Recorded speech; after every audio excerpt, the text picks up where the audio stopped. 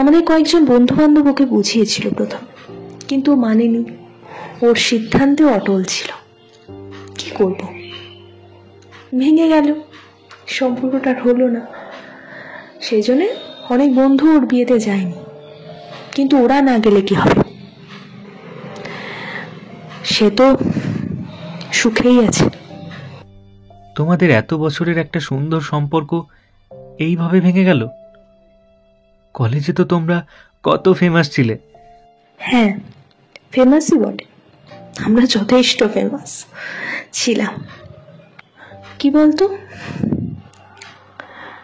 ভালোবাসা যেমন কোনো কারণ হয় না, ছেড়ে যাওয়ার জন্য তেমন কোনো অজুহাতের অভাব হয় না। আর দেখা হয়েছে তোমাদের? একবার হয়েছিল, একটা শাড়ির দোকানে।